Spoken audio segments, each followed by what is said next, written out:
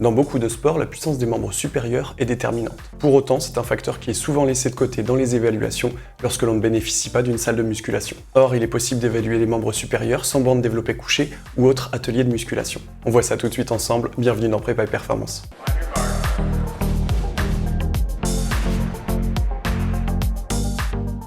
La quasi-totalité des sports collectifs nécessite une importante puissance au niveau des membres supérieurs. Que ce soit pour réaliser des passes, pour contrôler son adversaire, les bras vont être aussi importants que les jambes. En ce qui concerne les sports individuels, ça devient quasi inévitable. Que ce soit pour les sports de raquette ou les sports de combat, les activités gymniques ou athlétiques, la puissance des bras est un prérequis essentiel.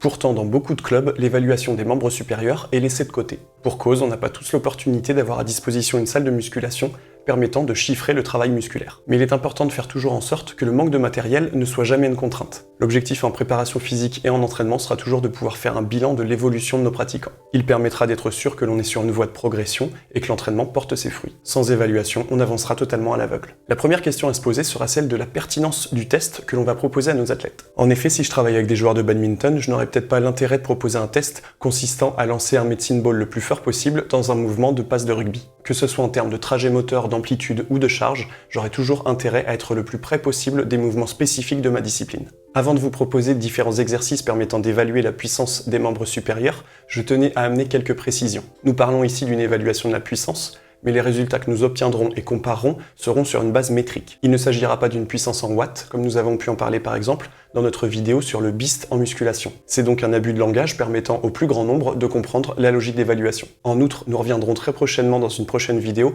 sur les grandes notions de force, vitesse, puissance et explosivité utiles en préparation physique. Ici, dans des conditions terrain que tout le monde peut rencontrer, l'important est d'obtenir des données de comparaison. Nous considérons donc ici que la puissance correspond à l'utilisation optimale des notions de force et de vitesse dans la tâche à réaliser. Pour nos différents exercices d'évaluation, nous aurons besoin d'un medicine ball et d'un décamètre. Le medicine ball sera notre charge pour des mouvements balistiques. Il sera important d'adapter la charge en fonction de l'activité de vos pratiquants. Un joueur de badminton étant habitué à une charge légère et de très haut niveau de vitesse, un medicine ball léger se rapprochera de ses qualités. Avec des judokas ou des lutteurs, il ne faudra pas hésiter à chercher des outils plus lourds. Je reprécise encore une fois que la liste des exercices qui suit n'est pas exhaustive. À vous de sélectionner les tests qui seront pertinents, de retirer ceux qui ne le sont pas et d'en ajouter à votre guise. L'important étant de comprendre la logique d'évaluation. En vue de remplacer l'exercice de développé couché, qui est un des fondamentaux dans l'évaluation des qualités des membres supérieurs, nous allons évaluer la puissance de poussée dans l'axe. Pour ce faire, et pour isoler les membres supérieurs, nous allons placer notre athlète assis dos à un mur. Ainsi, il ne pourra pas bénéficier d'une compensation par le tronc et les membres inférieurs.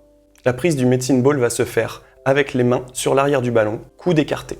Le ballon sera placé contre la poitrine de l'athlète. Il va chercher à lancer le medicine ball le plus loin possible.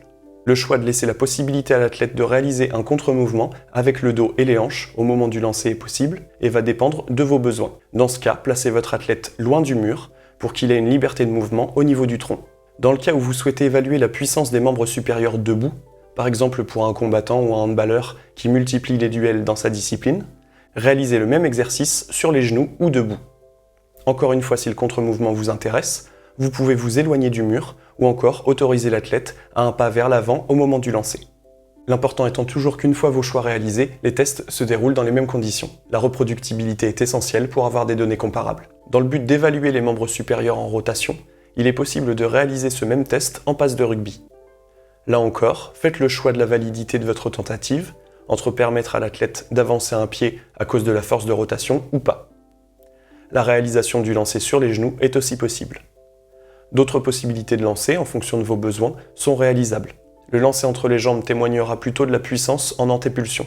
Le lancer en touche de football, quant à lui, met en jeu également les muscles dorsaux. Enfin, il est également possible de varier la trajectoire de lancer.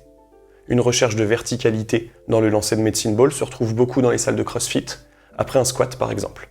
C'est donc à vous d'identifier vos besoins d'évaluation. Si vous réalisez plusieurs exercices de lancer, 3 tentatives seront suffisantes. Au-delà, vos athlètes vont rapidement accumuler de la fatigue. Dans cette même logique, réalisez vos tests dans le même ordre lors de vos séances d'évaluation. Le 5e test, après 12 lancers, verra certainement des résultats à la baisse. Si vous le réalisez en premier à la prochaine évaluation, vos athlètes auront certainement progressé, mais ce ne sera pas seulement dû à l'entraînement. Il peut être également pertinent de comparer 2 performances, l'un avec contre-mouvement et l'autre sans. La différence de performance témoignera de la part du contre-mouvement dans la performance des membres supérieurs. Arrondissez les performances de vos athlètes à la dizaine inférieure, ça vous évitera les comptes d'apothicaire. Évidemment, placez toujours une coupelle ou un trait à la craie après chaque essai pour que vos athlètes cherchent à se dépasser. Le fait d'avoir un repère visuel sur sa performance peut en motiver beaucoup. En conclusion, il est possible d'évaluer la puissance des membres supérieurs, même si on n'a pas de salle de musculation à disposition. L'important sera de choisir vos tests en fonction de vos besoins et de vérifier la reproductibilité des conditions d'évaluation. C'est tout pour aujourd'hui, j'espère que cette vidéo sur l'évaluation des membres supérieurs pourra vous permettre, même sans matériel spécifique, de noter la progression de vos athlètes. Si vous avez apprécié ce contenu, comme d'habitude, n'hésitez pas à partager cette vidéo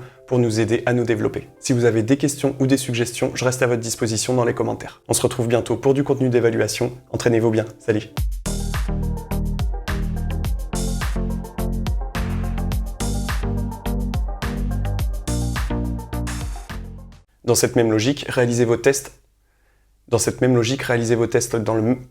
Dans cette même logique, réalisez vos tests dans le... Ah, putain.